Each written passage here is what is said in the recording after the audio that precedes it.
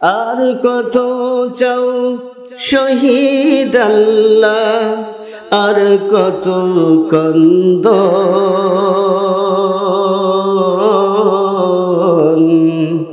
আসবে কবে বাংলাদেশে তোমারি রহম, আসবে কবে এই জমিনে কুরানি শাসন। কথা বলেন ঠিক না? হৃদয়ের জানালা খুলে দাও না, প্রভুর প্রেমে মন সারা দাও না।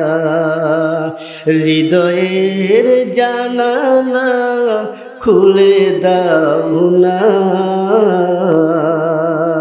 প্রভুর প্রেমে মন সারা দাও না। সম্মানিত উপস্থিতি, আল্লাহ পাক আমাদেরকে জান্নাতের বাগানে বসার তৌফিক আল্লাহ পাক দান করলেন। সেই জন্য মহান মনিবের দরবারে আবারও শুকরিয়া আদায় করি, আলহামদুলিল্লাহ। সম্মানিত উপস্থিতি, আলোচনার শুরুতে আমি বলতে চাই যে আমরা আসছি, আমরা সকলেই কিন্তু জান্নাতের পাগল, নাকি বলেন? আমরা কিসের পাগল? জান্নাতের পাগল। জান্নাত কামাই করতে গেলে কি কি জিনিসের প্রয়োজন হয়? জান্নাত কামাই করতে গেলে কি কি জিনিসের প্রয়োজন হয়? আমল করতে হয়, নাকি বলেন?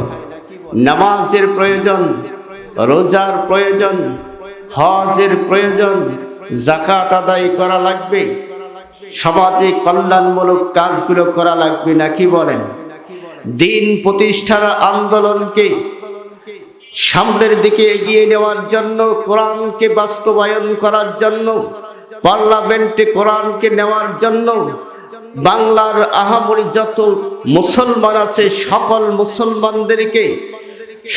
মুসলমানদেরকে ঐক্যবদ্ধ হয়ে এই কোরআনকে পার্লামেন্টে নিয়ে বাংলার জমিনে ইসলামকে প্রতিষ্ঠা করতে হবে। কথা বলেন ঠিক না?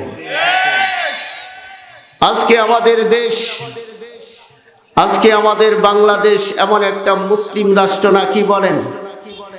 যেই দেশে 95% মুসলমানের দেশ, এই বাংলাদেশের মধ্যে কিন্তু বিগত দিনে কোরআনের কথা, কোরআনের হক কথাগুলা ওলামায়ে কেরাম বলতে পারে নাই। কথা বলেন ঠিক না? আজকে আমাদের বাংলাদেশের মুক্ত একটা পরিবেশ আল্লাহ পাক সৃষ্টি করে দিয়েছেন। আমাদের এই দেশ থেকে স্বৈরাচারীদেরকে আল্লাহ পাক এই বাংলার জমিন থেকে আল্লাহ পাক তাদেরকে নিয়ে ভারতের জমিনে বসায় দিয়েছে। কথা বলেন ঠিক না? তাহলে আমাদের সকল মুসলমানদেরকে ঐক্যবদ্ধ হয়ে এই পবিত্র কোরআনুল কারীমকে পার্লামেন্টে নিয়ে আজকে এই বাংলার জমিনে ইসলামী শাসন কায়েম করতে কারা কারা রাজি আছেন? আল্লাহু আকবার।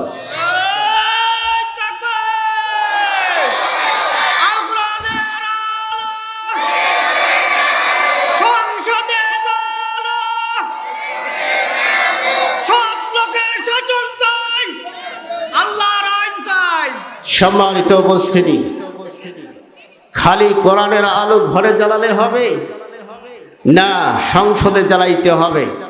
খালি ঘরের মধ্যে জ্বালাইতে কিন্তু জীবন শেষ, নাকি বলেন? আমরা অনেক দেখেছি, অনেক শুনেছি।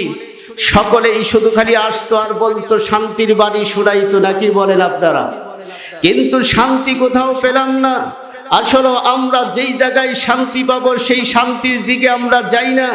যেই জায়গায় গেলে আমাদের শান্তি পাওয়া যাবে, কোরআনের কাছে আত্মসমর্পণ করলে শান্তি পাওয়া যাবে। এই কোরআনুল কারীমকে যদি পার্লামেন্টে নেওয়া যায় তাহলে বাংলার জমিনে শান্তি আর রহমত দিয়ে ভরপুর হয়ে যাবে। কথা বলেন ঠিক না? আমাদের এবারে সুযোগ আসছে, নাকি বলেন আপনারা? এবার সুযোগ আসছে। প্রত্যেকটা মুসলমানদের ইমানি দায়িত্ব হলো কোরআন কারীমকে পার্লামেন্টে নেওয়া, নাকি বলেন আপনারা? রাজি আছেন তো সকলেই? দিন ইসলাম জিন্দাবাদ, নাস্তিকতা নিপাত যাক। দিন ইসলাম জিন্দাবাদ, নাস্তিকতা নিপাত যাক। কোটি প্রাণের একই আওয়াজ। খোদাদ্রোহী সার পাবে না, এই বাংলায় ঠাই হবে না। মুসলমানরা জেগেছে আজ। কথা বলেন ঠিক না? তুলো তুলো আওয়াজ তুলো, জোর কদমে সামনে চলো, সবাই মিলে একে তালে দাও না স্লোগান। নারায়ে তাকবীর, নারায়ে তাকবীর। দিন ইসলাম, দিন ইসলাম, দিন ইসলাম, দিন ইসলাম। মুসলমানের এই দেশেতে নাস্তিকদের ঠাঁই নাই। নাস্তিকদের পক্ষে যারা, তাদের কোনো রক্ষা নাই। মুসলমানের এই দেশেতে নাস্তিকদের ঠাঁই নাই। নাস্তিকদের পক্ষে যারা, তাদের কোনো রক্ষা নাই। মুসলমানের এই দেশেতে ইসলাম মানতে হবে। ইসলাম না মানলে তবে বিতাড়িত হবে, বিতাড়িত হবে, বিতাড়িত হবে। কথা বলেন ঠিক না? তুলো তুলো আওয়াজ তুলো, জোর কদমে সামনে চলো, সবাই মিলে একে তালে দাও না স্লোগান। নারায়ে তাকবীর, নারায়ে তাকবীর, নারায়ে তাকবীর। ইসলামের জন্য দেশের হয়েছে জন্ম। ইসলাম না মানলে তবে দেশ হবে ভিন্ন। ইসলামেরই জন্য দেশের হয়েছে জন্ম। ইসলাম না মানলে তবে দেশ হবে ভিন্ন। ইসলামেরই বিরুদ্ধে যারা নিয়েছে অবস্থান, এই বাংলায় ঠাই হবে না। যাও হিন্দুস্তান, যাও হিন্দুস্তান, যাও হিন্দুস্তান। কথা বলেন ঠিক না? তুলো তুলো আওয়াজ তুলো, জোর কদমে সামনে চলো। সবাই বলেন, তুলো তুলো আওয়াজ তুলো, জোর কদমে সামনে চলো, সবাই মিলে একে তালে দাও না স্লোগান। নারায়ে তাকবীর, নারায়ে তাকবীর। দিন ইসলাম, দিন ইসলাম, দিন ইসলাম, দিন ইসলাম। আল কোরআনের আলো, আল কোরআনের আলো। সংসদে যান, সকলেই বলি মারহাবা। আমার ভাইয়েরা, আল্লাহ রাব্বুল আলামিন এই পৃথিবীর মানুষগুলোকে সভ্য বানাবার জন্য, অসভ্য মানুষগুলোকে ভদ্র বানাবার জন্য, আল্লাহ ভোলা মানুষগুলোকে আল্লাহ ওয়ালা করার জন্য আমার মহান আল্লাহ, আল্লাহ রাব্বুল আলামিন তার পার্লামেন্টের সিদ্ধান্ত অনুযায়ী আমার আল্লাহ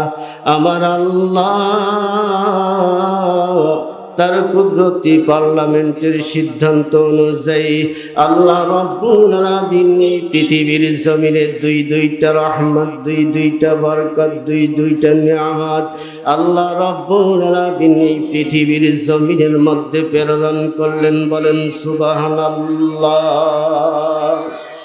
আমার ভাইয়েরা, আল্লাহ রাব্বুল আলামিন এই পৃথিবীর জমিনে আল্লাহ পাক দুইটা রহমত, দুইটা বরকত আল্লাহ পাক এই পৃথিবীর জমিনে প্রেরণ করলেন। আল্লাহ রাব্বুল আলামিন সর্বপ্রথম বুরহান নামক নবীকে আল্লাহ পাক দুনিয়ার জমিনে প্রেরণ করলেন। বলেন সুবহানাল্লাহ। अल्लाह रसूल की सवा, अल्लाह रसूल की सवा जिंदगी बर्बाद है। नूर अल्लाह नूर, नूर अल्लाह नूर है। नूर वाला नूर, नूर अल्लाह नूर है। नूर वाला आया है, नूर लेकर आया है। सारे आलम में ये देखो कैसा नूर छाया है। नूर अल्लाह नूर, नूर अल्लाह नूर है। नूर अल्लाह नूर, नूर अल्लाह नूर है। मरहबा। আল্লাহ রাব্বুল আলামিন এই পৃথিবীর জমিনে আল্লাহ রাব্বুল আলামিন সর্বপ্রথম নবীকে আল্লাহ পাক প্রেরণ করার পরে আর একটা বরকত আল্লাহ পাক দান করলেন। ভাই আল্লাহ রাব্বুল আলামিন দ্বিতীয় বরকতটা আল্লাহ রাব্বুল আলামিন নূর নামক কিতাবটির সিফারা কোরআনুল কারীম আল্লাহ রাব্বুল আলামিন নবীর উপরে নাজিল করেছেন। বলেন সুবহানাল্লাহ।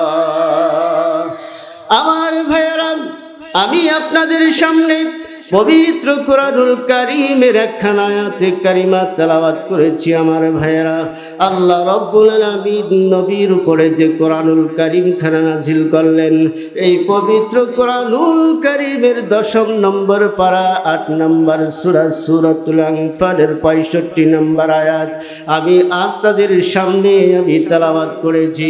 বাইরে ভাই, আল্লাহ রাব্বুল আলামিন সেই আয়াতের মধ্যে আল্লাহ পাক বললেন, ইয়া আইয়ুহান নাবিয়্যু হাররিদিল মুমিনিনা আলাল কিতালি ইয়াকুম মিনকুম মিয়াতুন ইয়াগলিবু আলফাম মিনাল্লাযীনা কাফারু। হয় নাই। মুসলমানদের ঈমান দুর্বল হয়ে গেছে নাকি বলেন আপনারা?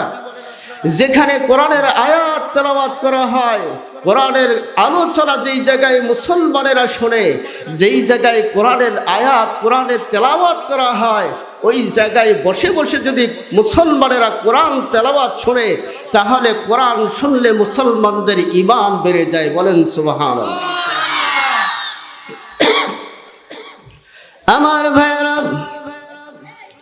আল্লাহ রাব্বুল আলামিন এই আয়াতে কারিমার মধ্যে আল্লাহ রাব্বুল আলামিন সুন্দর করে জানা দিলেন, ইয়া রাসূলুল্লাহ, ইয়া হাবিবাল্লাহ, নবী গো, নবীজি,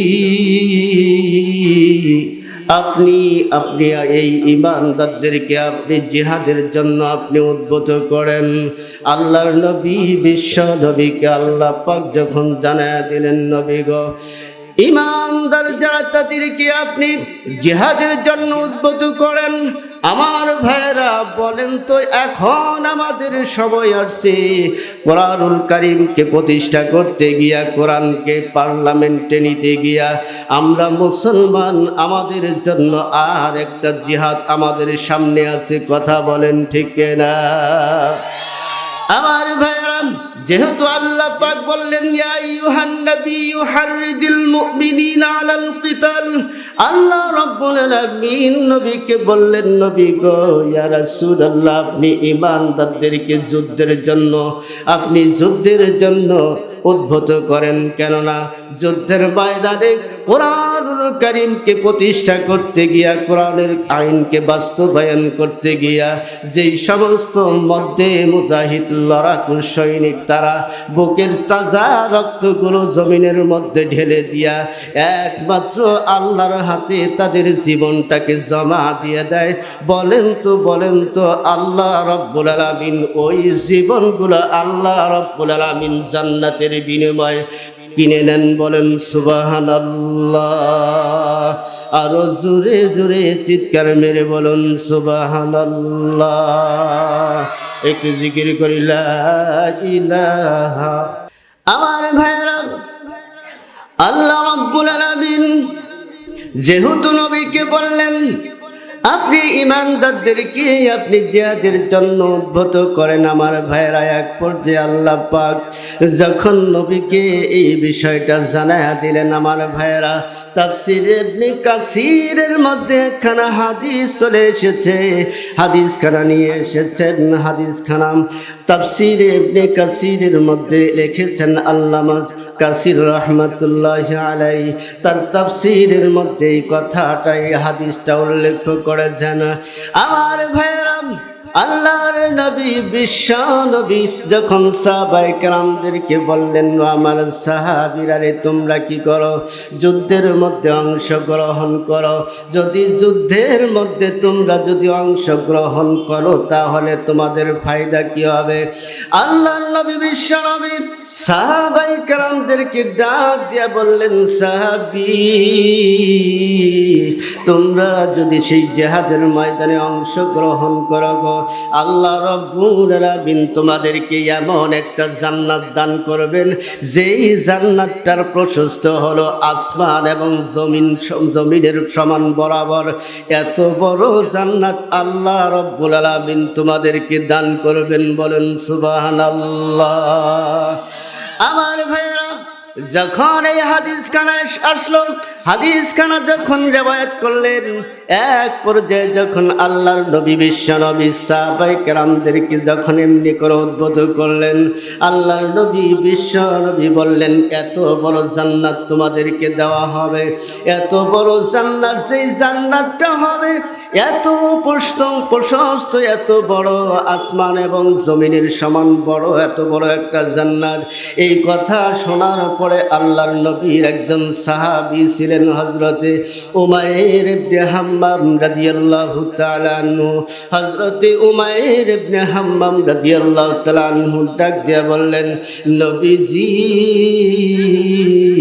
এত বড় জান্নাত আল্লাহ পাক বান্দাকে দান করবেন নাকি?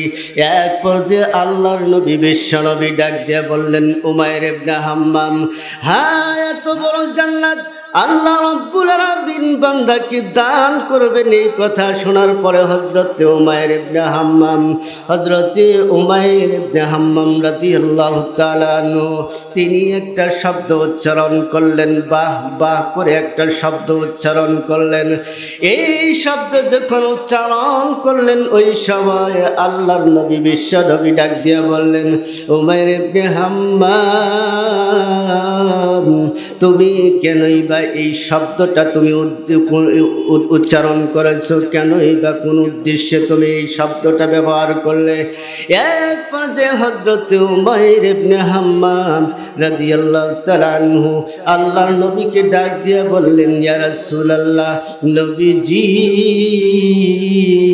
আমি এই শব্দটা উচ্চারণ করেছি অন্য কোনো উদ্দেশ্য নয়, অন্য কোনো উদ্দেশ্য নিয়ে আমি কিন্তু এই শব্দটা উচ্চারণ করি নাই। ইয়া রাসূলুল্লাহ, ইয়া হাবিবাল্লাহ, আমি এই শব্দটা উচ্চারণ করলাম কোন বেশি এই কারণেই, কেননা আমার আল্লাহর কাছে একটাই চাওয়া, একটাই পাওয়া, একটাই বাসনা, একটাই কামনা, যাতে করে আল্লাহ রাব্বুল আলামিন আমাকে এমন একটা জান্নাতের অধিবাসী বানায়া দেয়। বলুন না সুবহানাল্লাহ। আরো জোরে জোরে চিৎকার মেরে বলুন না সুবহানাল্লাহ। আর কত চাও শহীদ আল্লাহ, আর কত কন্দ,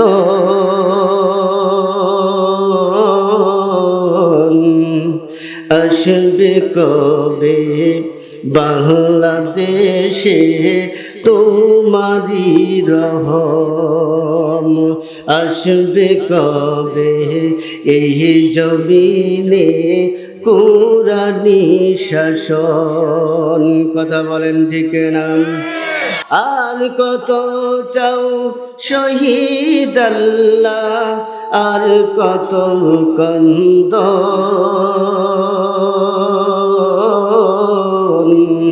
আসবে কবে বাংলাদেশে কুরানি শাসন, আসবে কবে এই জমিনে তোমারি শাসন। কথা বলেন ঠিক না? কত মায়ের বুক যে খালি, চোখে শুধুই জল, জালিম শাহির বুলেট আজি জীবন করিল ক্ষয়। কথা বলেন ঠিক না? দয়াময় হো, আর কত কাল সইব মোরা এমন জ্বালাতন, আসবে কবে এই জমিনে তোমারি শাসন, আসবে কবে এই জমিনে তোমারি রহম। চিল্লায় বলি মারহাবা। আমার ভাইরা, আল্লাহর নবীর সাহাবী হযরত উমাইর ইবনে হাম্মাম রাদিয়াল্লাহু তাআলা আনহু তিনি নবীকে ডাক দিয়া বললেন, নবী গো, আমি এই শব্দটা এমনি এমনি করি নাই, কারণ হলো একটাই, আমার আল্লাহর কাছে একটাই ইরাদা, একটাই চাওয়া, একটাই পাওয়া, শুধুমাত্র একটাই বাসনা কামনা, আল্লাহ রাব্বুল আলামিন যাতে করে আমাকে এমন একটা জান্নাতের অধিবাসী বানায়া দেয়। একটু জোরে জোরে চিৎকার মেরে বলা যাবে কি সুবহানাল্লাহ। আমার ভাইরা, এক পর্যায়ে আল্লাহর নবী বিশ্ব নবী যখন এই কথা শুনলেন, ওই সময় আল্লাহর নবী বিশ্ব নবী উমাইর ইবনে হাম্মাম রাদিয়াল্লাহু তাআলা আনহুকে ডাক দিয়ে বললেন, উমাইর ইবনে হাম্মাম, ও উমাইর ইবনে হাম্মাম, সুন্দর করে শুনে নাও, কারণ আমি ঘোষণা দিচ্ছি উমাইর ইবনে হাম্মাম, আমি ঘোষণা দিচ্ছি রে উমাইর, তুমি এমন একটা জান্নাত তুমি লাভ করবে, বলুন না সুবহানাল্লাহ। আমার ভাইরা, আল্লাহর নবী বিশ্ব নবী যখন বললেন, উমাইর ইবনে হাম্মাম, তুমি এমন একটা জান্নাত তুমি লাভ করবে, এই কথা যখন আল্লাহর নবীর পবিত্র জবান থেকে যখন শুনতে পারলেন, ভাইরে ভাই, হযরত উমাইর ইবনে হাম্মাম মধ্যে মুজাহিদ আস্তে করে বসা থেকে উঠে তরবারি নিয়ে যখন যুদ্ধের ময়দানের দিকে দৌড় শুরু করে দেয়। আমার ভাইরা, এক পর্যায়ে উমাইর ইবনে হাম্মাম রাদিয়াল্লাহু তাআলা আনহু যখন তরবারি হাতে নিয়া যখন যুদ্ধের ময়দানের দিকে রওনা করলেন, ওই সময় হযরত উমাইর ইবনে হাম্মাম রাদিয়াল্লাহু তাআলা আনহুর হাতের মধ্যে কিছু খেজুর ছিলেন। আমার ভাইরা, এক পর্যায়ে উমাইর ইবনে হাম্মাম রাদিয়াল্লাহু তাআলা আনহু তিনি কি করলেন, খেজুরগুলো মুখের মধ্যে দিয়ে যখন খাইতে শুরু করলেন, হঠাৎ করে উমাইর ইবনে হাম্মাম রাদিয়াল্লাহু তাআলা আনহু তিনি চিন্তা করলেন, এই খেজুরগুলো খাইতে খাইতে আমার যে সময়টুকু ব্যয় হয়ে যাবে, এতটুকু সময় ব্যয় করা যাবে না। এক পর্যায়ে উমাইর ইবনে হাম্মাম রাদিয়াল্লাহু তাআলা আনহু তিনি চিন্তা করলেন, হাতের মধ্যে খেজুরগুলা জমিনের মধ্যে ছড়িয়ে ছিটিয়ে দিয়ে তরবারি হাতে নিয়ে এক পর্যায়ে জিহাদের ময়দানে সিংহের মতো গর্জন দিয়ে ঝাঁপিয়ে পড়লেন, বলেন সুবহানাল্লাহ। আমার ভাইরা, হযরত উমাইর ইবনে হাম্মাম রাদিয়াল্লাহু তাআলা আনহু যখন সিংহের মতো গর্জন দিয়া জিহাদের ময়দানের মধ্যে ঝাঁপিয়ে পড়লেন, কাফের সৈনিকদেরকে হত্যা করতে করতে এক পর্যায়ে উমাইর ইবনে হাম্মাম রাদিয়াল্লাহু তাআলা আনহু তিনি লড়তে লড়তে কাফেরদেরকে মারতে মারতে এক পর্যায়ে তার জীবনটাকে আল্লাহর হাতে জমা দিয়া শাহাদাতের তামান্না বরণ করেছেন, বলেন না সুবহানাল্লাহ। হৃদয়ের জানালা খুলে দাও না, প্রভুর প্রেমে মন সারা দাও না, হৃদয়ের জানালা খুলে দাও না, প্রভুর প্রেমে মন সারা দাও না। কথা বলেন ঠিক না?